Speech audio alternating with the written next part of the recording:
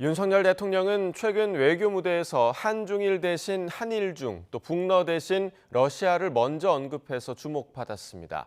대중에겐 다소 생소하고 어색한데 대통령실은 가치 연대를 기반으로 한 윤석열 정부의 외교 철학을 반영한다고 설명하는데요. 어떤 의미가 있는 건지 조은지 기자가 정리해봤습니다.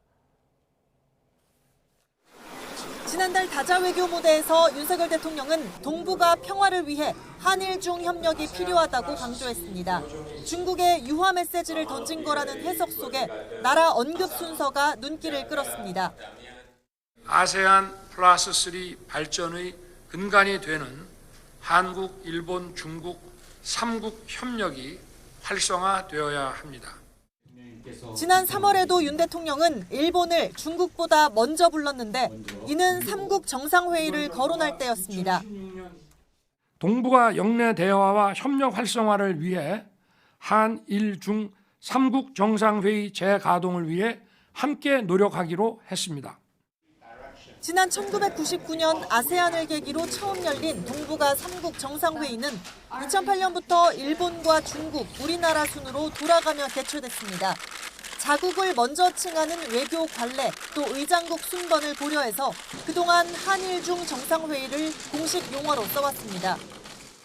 한일중 3국은 때려야 뗄 수 없는 협력 동반자임을 느낍니다.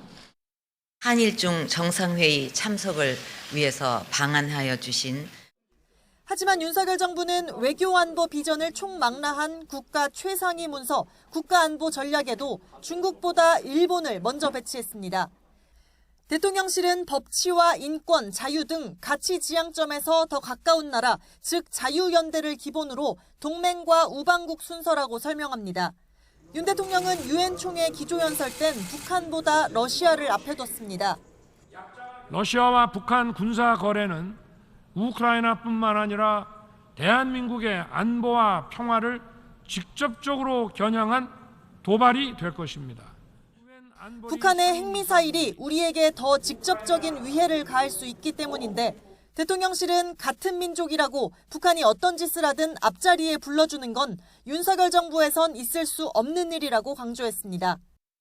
미북 회담, 일중 관계 같은 말도 이런 흐름과 닿아 있는데 윤석열 정부의 선명한 외교 철학이 국제 무대에서 어떤 결실로 이어질지 아직은 반신반의하는 시선도 적지 않습니다. YTN 조은지입니다.